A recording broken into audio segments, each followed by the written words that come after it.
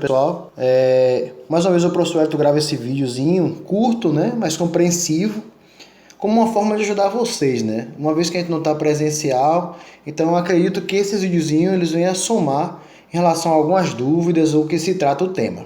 A gente vai estar falando aqui das monarquias, a formação das monarquias nacionais, né, e quando se trata de formação de monarquias nacionais, oitavo ano, eu estou falando de um tema que vai surgir logo após o chamado feudalismo, né? E esse feudalismo que ocorre na Idade Média, né?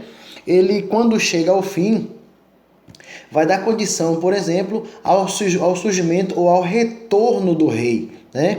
É o momento em que o rei volta a chegar ao poder. Professor, mas no feudalismo não existia o rei? Existia o rei, só que ele não tinha poderes como os senhores feudais. Ele não passava lá na Idade Média, durante o feudalismo, de um mero senhor feudal, igual a qualquer outro senhor feudal. Só que quando termina a Idade Média, que o feudalismo entra em crise, o rei volta a ganhar poderes. Daí é onde começa a formação das monarquias nacionais, ou que vamos chamar aqui de absolutismo, né? O poder do rei. Diante disso, o que é que eu vou afirmar para vocês aqui? Que o rei volta ao poder. O rei volta a governar na Europa, tá?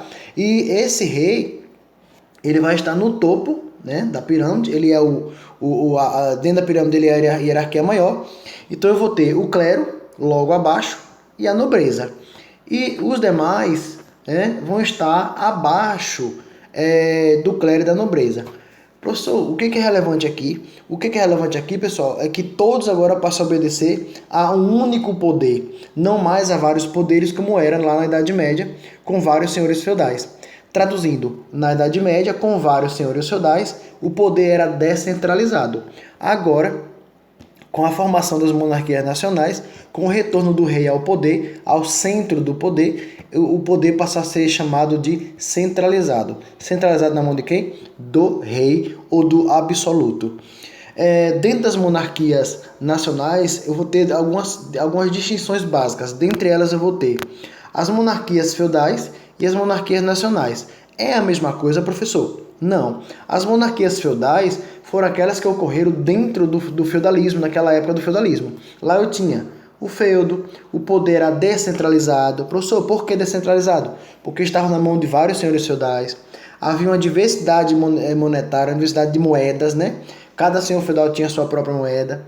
Uma diversidade militar, ou seja, cada senhor feudal tinha seu próprio exército. Uma diversidade tributária, cada senhor feudal tinha seu tributo próprio, seu imposto a cobrar. E uma diversidade jurídica. O que significa isso, pessoal? A gente vai ter aqui uma diversidade de leis para punir, por exemplo.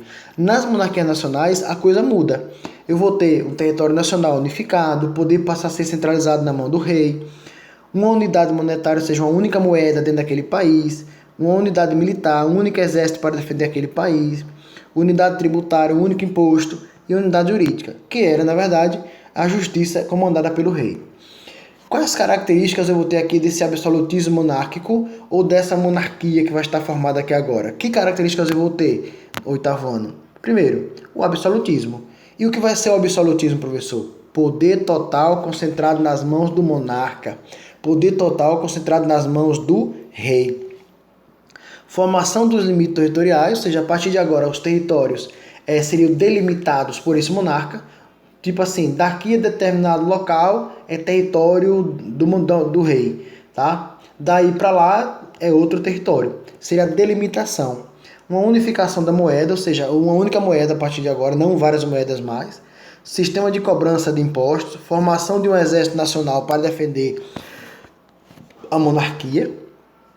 A nobreza vai manter aqui os seus privilégios juntamente ao monarca. E a burguesia vai alcançar alguns benefícios importantes. Dentre esses benefícios aqui da burguesia, pessoal, a gente vai ter, por exemplo, a expansão marítimo-comercial, que vai ser investida, que vai ser financiada por essa burguesia juntamente com o rei.